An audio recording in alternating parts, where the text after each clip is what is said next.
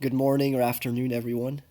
This is going to be my second commentary for TCAP. This is going to focus on Maurice Wolin.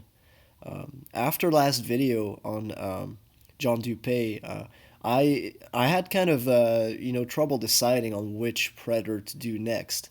There were a lot of options open to me. Obviously, very like classics. Like the Jeff Sokol or like the Joshua Cologne or like a Palumbo, like a lot of very like classic TCAP predators. And rest assured, we'll get to these eventually.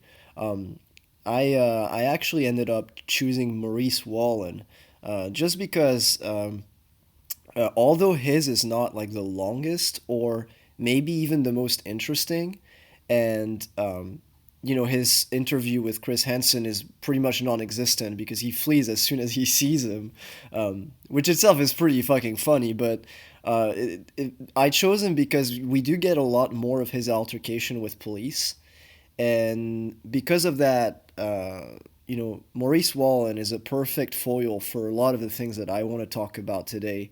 A lot of the legal stuff, that is, mostly Fourth and Fifth Amendment stuff.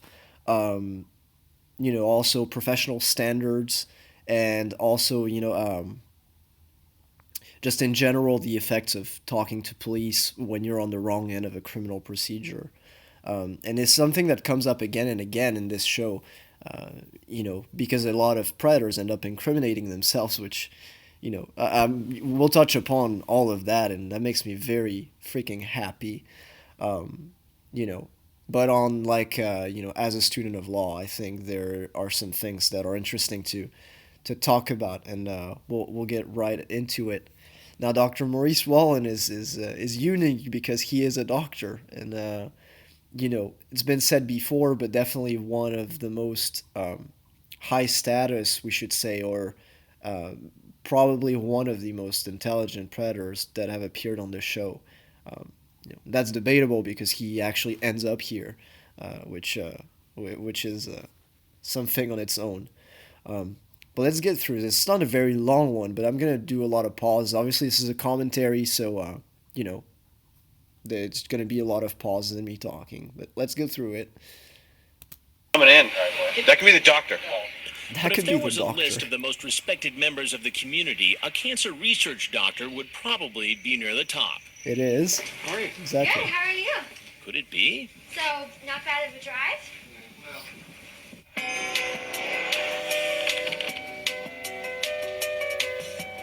See.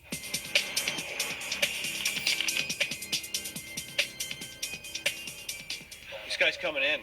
That could be the doctor. Go to Mark 3. Have him come towards you. Hey, you made it. Come on back. How are you? Good, how are you? This man is 48 years old, married, and a prominent San Francisco physician. Yeah. It's hard to believe that someone of his stature would show up to meet a girl who said she was 13.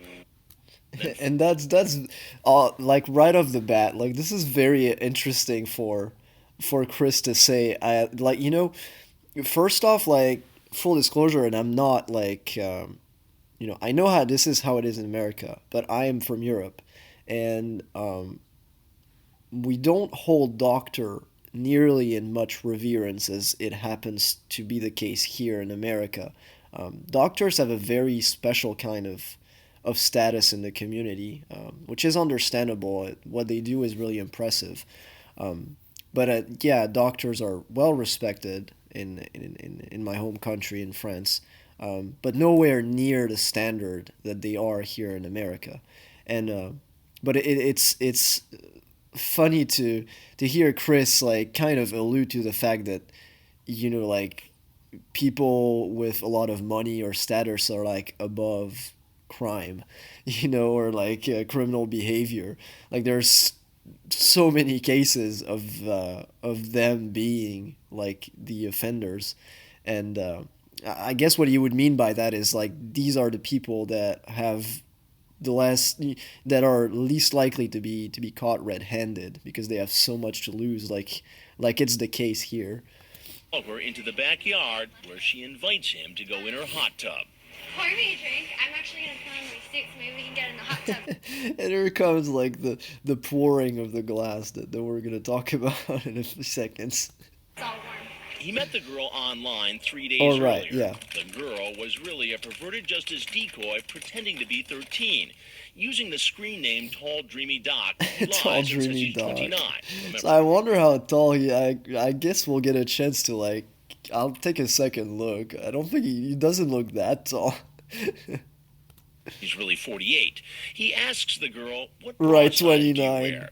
She says 30B, but it's kind of big on me right now. I'm still growing. He replies, I will kiss them. Disgusting. He goes into graphic detail about giving and receiving oral sex, and later says, I'm horny for you, and asks her to masturbate while thinking of him.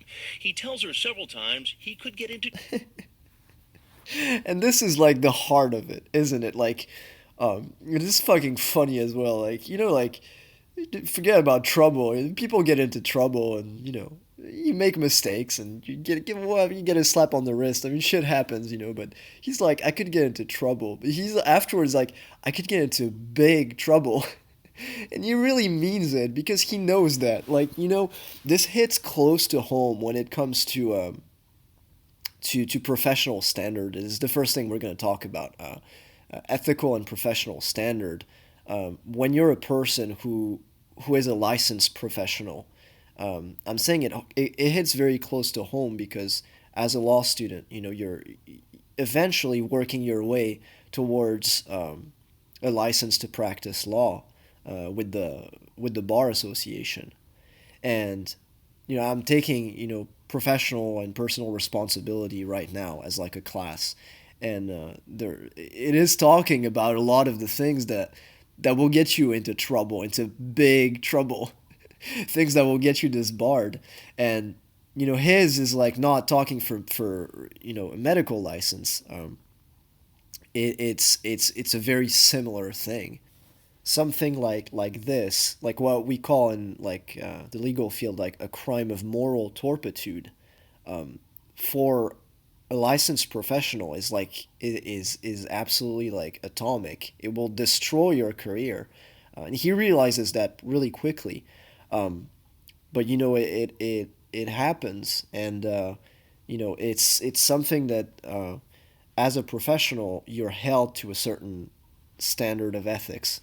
And I don't think it's that much different in the medical community. I'm preparing to take the bar in 2 years, and I know very well that as soon as I apply, we are talked through stuff like this. Like there are investigators at the bar association who will look through not only criminal past, but also like everything. Like what I wrote online, like what kind of altercations with law enforcement, any ticket, anything, and they will look at this stuff. I mean, I've looked through the wiki, and he obviously was, temporarily dismissed, and then got his license permanently revoked after he was convicted, and it's not surprising at all. That's pretty much what makes one of the things, at least, that makes Maurice Wolin very special in the TCAP community, isn't it? Because, we see these guys, these predators that show up, and they're creeps, and they do this fucked up shit. But most of them, if not all of them, have pretty much little to nothing to lose. They are, they most of them don't have a girlfriend or like a career. They're not high functioning individuals. Some of them don't have a car, a job, those kind of things. But Maurice Wolin is in a class all of his own. He has a very prosperous and a rigorous career. He has a family, kids, a marriage, cancer research, very, very big things that hold on the line, and it's incredible to see how stupid someone can be to throw all that away. But yeah, the line itself says millions. I could get into big trouble. And it really is. But it isn't enough to stop him from coming over and helping himself to a drink. It's so it's such a shock to him. Like I think like that would probably happen to a lot of us. Like maybe not that exact situation, but we're holding something and like it kind of like jolts out of our hands and Him from it's coming over troubling. Like and helping himself to a drink. see, like it makes him jump. Like he's not expecting that. It's so fucking funny. And like he spills it everywhere, and he's really distraught about it. He doesn't like spilling stuff, obviously, and that Where are you leads coming to. This is what leads to. Oh, okay. Oh, yeah, so there probably was a lot of traffic, huh? Do you have a towel? As the doctor looks for a towel, Yeah. he spots Dateline's camera crew. And his face right there says it all. I mean, he went there and like saw Chris, saw the cameras, and he bolts. And like the epic line I love also. Take off. Wait, let's hear it again. Towel spots Dateline's camera crew. I gotta take off. Like I gotta take off. It's like he knows very well. He really does. I gotta take off. And he like flees right away. Like he doesn't even entertain. Chris tries to catch up to him or like call him back. He does not. He just leaves because in his mind, like if he's gonna get away, he probably knows some type of authority is involved. But at that point, it could be a show. You know, it could not necessarily be law enforcement, and that's his only hope right now. And so his only hope, if he sees camera, is to stay as far away from them as possible. So it's one of these reactions that I understand, and as fucked up as it is, one of the most reasonable reactions for a predator in that situation is to fucking run. But he's not gonna go very far, thankfully. Sir, I need to talk to you for a minute. Glasses He on. runs, but he doesn't get very far. That's exactly what I said. Yeah, there it is. And yeah. And he's very known for that. It's very funny because he doesn't resist arrest or anything like that. And afterwards, he's very remorseful, immediately so. But on the spot, he hasn't like a very like jolting, nervous reaction, and he decides to throw his glasses, like break his glasses, and it's a very kind of surprising decision to make when you have let's see it again, right? Like so you have three officers coming to you, and they're pointing either a tasers or Glocks guns, and maybe a mix of both right at you, like facing you, and you have this very kind of like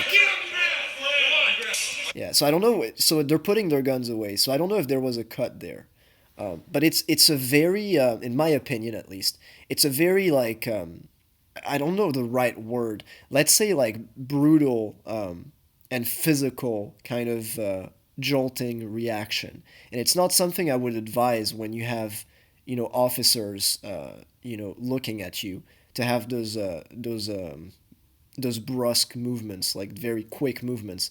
They don't like that, and not something I would advise doing. But he does, and he immediately like is fucking destroyed. Yeah.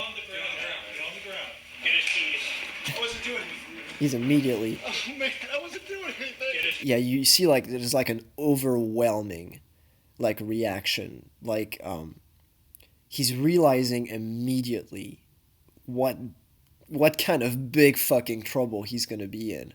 Like immediately, it must flash before his eyes. I wasn't doing anything. And like all the other men caught in this investigation, from used car salesmen to engineers to Marines, he goes through the same procedure. First stop, the booking station. Yep. What am I being booked for? We'll explain all that too. Can I call my wife? You can do that after this. After booking, yeah. The police ask routine personal questions, but the doctor appears distracted. So as we're gonna talk about Fourth Amendment and stuff, so we're gonna touch upon Miranda rights really quickly. Some people are surprised, like, well, you haven't read his rights yet, and yet they're asking him questions. So they're asking him routine It's probably regarding his health and stuff like that, very routine questions. And they haven't read him his rights, but they also haven't asked him anything uh, that would lead him to incriminate himself. And they're going to read his rights before they start questioning him, as we're going to see in a second. So that is not a violation of the Fourth Amendment. Things sinking in. You're going to talk to a detective and just... Yeah, I explained that to him already. He's just not, he's failing to... I'm not failing anything. I'm just really scared. Nothing to be scared about. There's nothing to be scared about? No. I'm somebody who has never done anything in my life besides a traffic ticket, and you wouldn't be scared? You're in some trouble, obviously. Yeah, and he knows to be scared.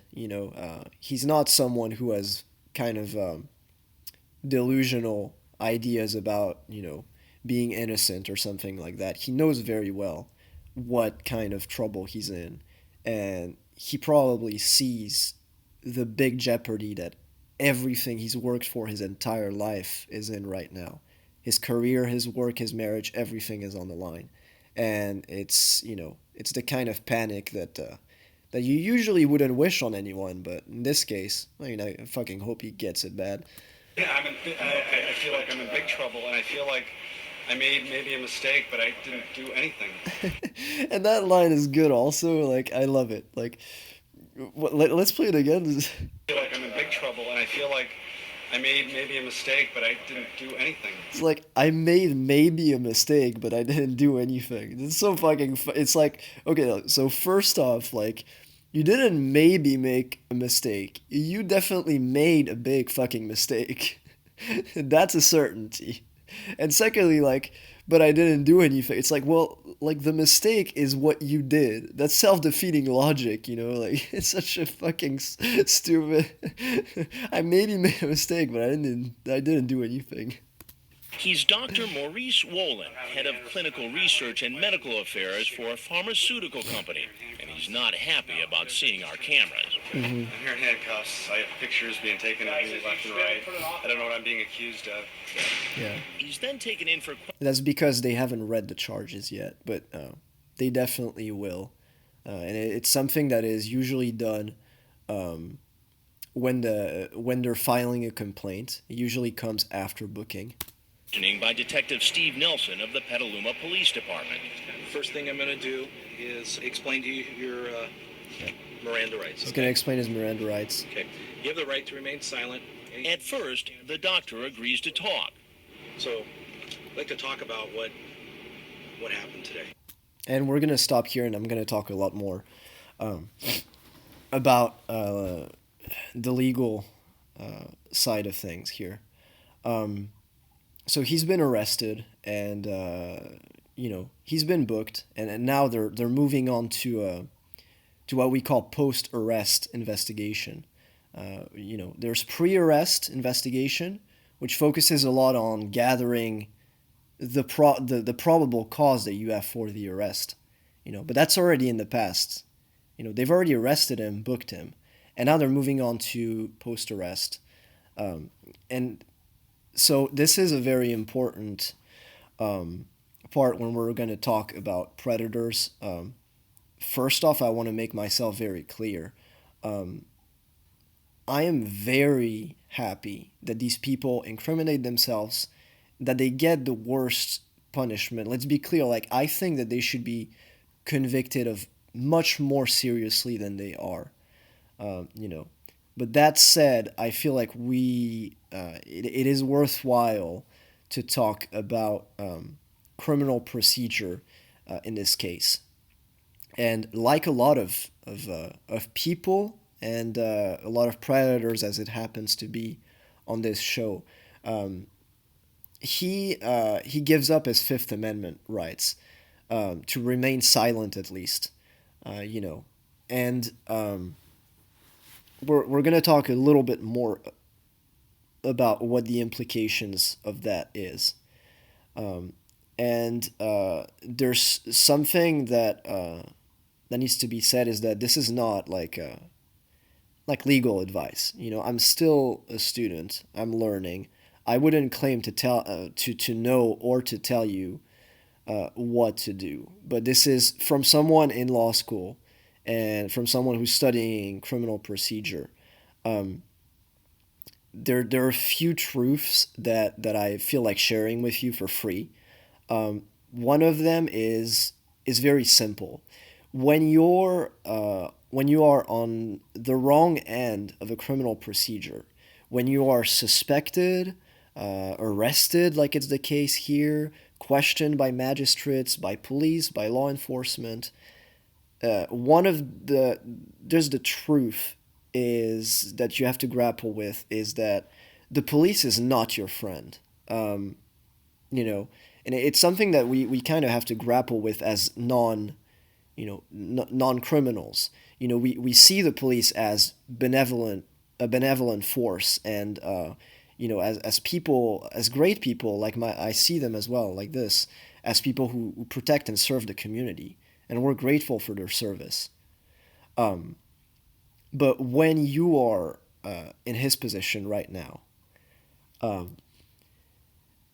talking to police is not going to help you. Right now in criminal procedure, we're going through a lot of definitions, and one of them is definition for arrest, and it is very simple, but it's very telling. What it is simply is taking a person into custody for the purpose of charging him with a crime. And law enforcement is described that way, legal scholars have described it that way. And it's simple, but like I said, it's very telling. Why? Well, taking a person into custody for the purpose of charging him with a crime. That is the purpose. Not, solving the situation, not talking some stuff out, not, trying to accommodate to the truth, unfortunately enough. It is to get you charged and probably, hopefully, get you convicted of the crime. You know. Now, in Miranda rights, we hear this all the time. You have the right to remain silent. Anything you say can and will be used against you in a court of law. What that doesn't say is that anything you say can be used to assist or help you in a court of law, because they cannot. Police does not want to help you or assist you. They want to find probable cause, find the elements, and then get you charged. And that's just the truth. There are so many cases, such an overabundance of people deciding to talk to police, and a lot of times maybe innocent people deciding to cooperate, with police and talk to them. But because of human kind of mistake, and because, people want to talk and explain themselves, there's always going to be people who embellish things, people who say the wrong things, or like half-truths, things that end up putting them in a world of trouble, things that end up, being perjury, and, once in court comes out, and then that's the situation that you're in, which is why the best advice that anyone can give as an attorney, as a defense attorney, is to just shut up and call your attorney. If anything needs to be worked out with police, well, you need legal counsel. That's why, attorneys are paid so much. There's just so much, to know about these kind of procedures, these kind of things, And he's going to ask for his lawyer and then change his mind, which is a very stupid decision. Okay. But he quickly changes his mind. What screen name do you use? Yeah, and he right there, so he originally accepts to talk to them, but then the line of questioning becomes very obvious. And he's not, like I said, he's probably, if not the most intelligent predators that have appeared on the show. And so, as a highly educated individual, he knows that he's not going to have the upper hand in that line of questioning. The person asks him, "What is your screen name?"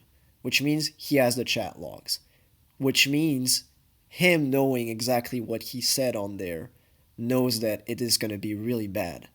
And so he right away, says, "I really need to have an attorney," which is the truth. Okay. But despite asking for an attorney, he chooses to keep talking. You asked to talk to an attorney. And it's like, and that happens somehow. People like that's one of the things is people love to talk, and it's just myself included. That I love putting my 2 cents into things, and that's what gets a lot of people in trouble when it comes to law enforcement. Like you just talk too much, and in this case, he knows he's gonna get in trouble, but he still wants to talk because the assumption is like you gotta clear the situation out, and hopefully that will solve things. But as I just explained, that's not how it works with police. That is not their objective, and that is not within their discretion to decide whether or not you will be charged, as we'll talk about in a few moments. Okay, I'm not going to discuss this further because I Yeah, can't. he's putting unless it you out want to there. waive your right to have an attorney present. The detective asks him 4 more times if he's waiving his right to an attorney. I will answer what I can. Yeah, and that's exactly what I was just talking about. People want to appear cooperative. If that's the only thing they can do in the moment, they want to make sure that police knows that it's not how it looks like, even when it clearly is in this case. Like, he wants to try to clear out the situation.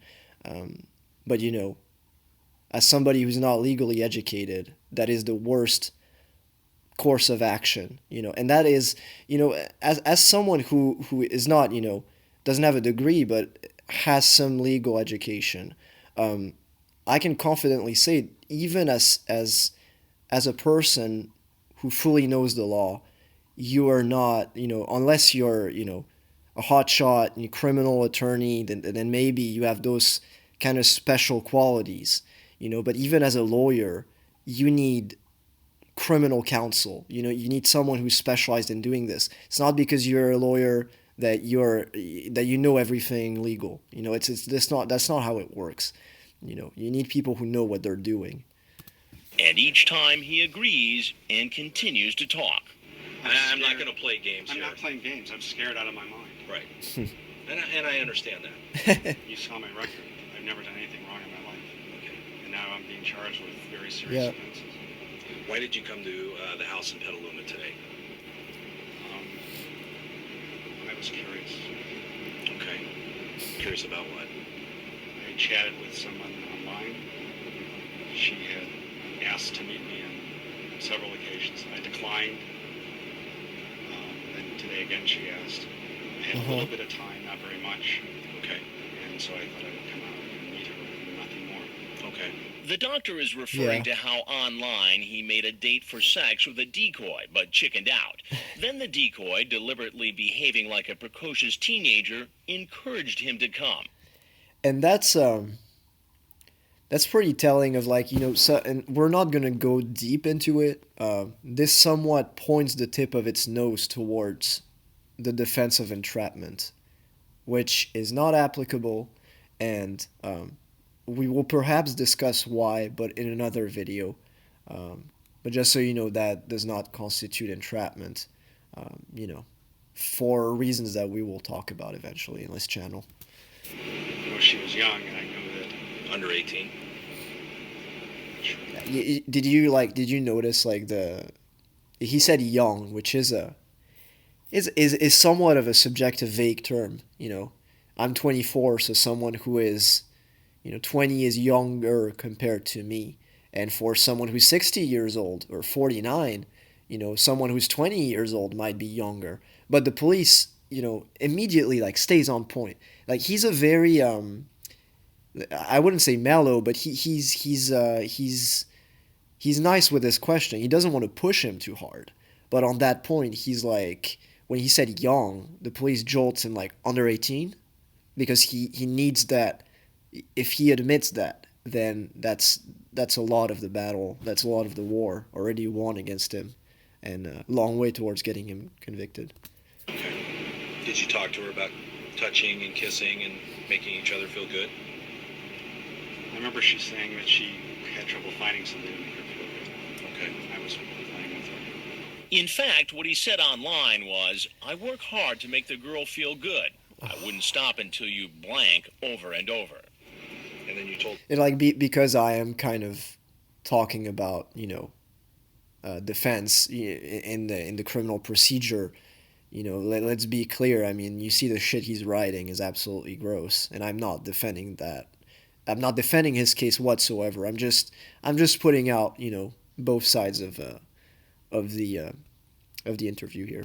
No, I'm real, but you're under 18 and I'm over. We would have to be so careful. I don't remember saying that, but I told her that she needed to. I was So concerned he still about her. She needed to be denies. careful. Okay. The only reason I came today, I was curious, but I wasn't going to do anything. And if you read that, you can tell that over and over again I said that, well, I shouldn't come, she should be careful. You're talking about. But you did come, you want didn't her to you? take your pants off. You can take mine off if you want. So how do you want to do it? I wasn't going to do anything. That was not appropriate. Officer Nelson,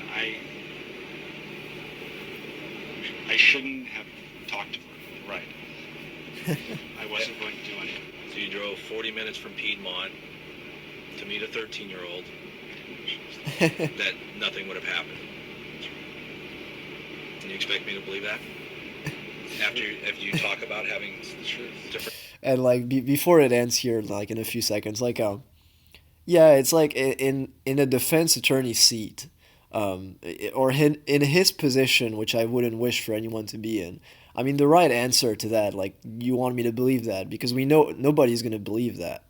The best answer for him is still like, you know, it doesn't. I don't really care what you believe or not, because it's one of the things like you're talking to a police officer, but he's not the one who's gonna decide whether or not you're gonna be charged, and that's something that people don't really realize because they've been arrested by police. They think, well, it ends up in their hands, and so if I say the right things, it might let me go. It doesn't work like that. They're gonna talk to a prosecutor, and he's gonna be the one who decides to file charges against you. So ultimately, while we are aware of how logical it is that no one will fucking believe him, it doesn't really matter what the police officer believes or thinks. Sexual acts with her. It's the truth. She begged It's me the to truth. come. He keeps repeating that. I know that doesn't make it right, but All right. The time's approximately 14:38. I'm going to conclude the interview. can I call my mom? I'll walk you over to the trailer.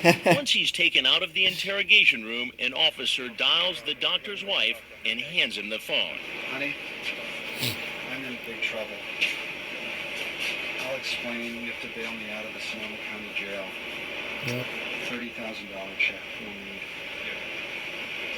It was a sting operation. I'll explain it to you when you're here. Don't bring the girls. I didn't do anything, but I did something stupid.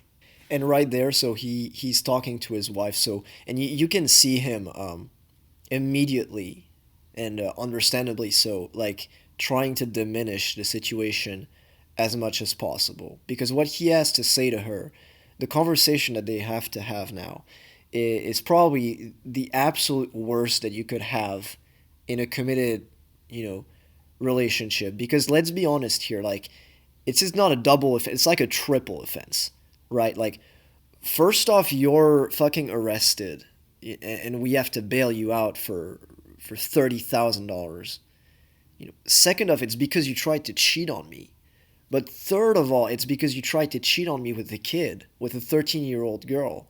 Like, that is an absolute awful conversation to have with a spouse, and it's understandable that he's trying to diminish this. But Maurice Wolin is really much like the kind of cautionary tale when it comes to ruining your career, to professional standard, to making a stupid decision for whichever reason, because he is a lifelong creep, or maybe because he was just fucking horny, or he had problems in his marriage.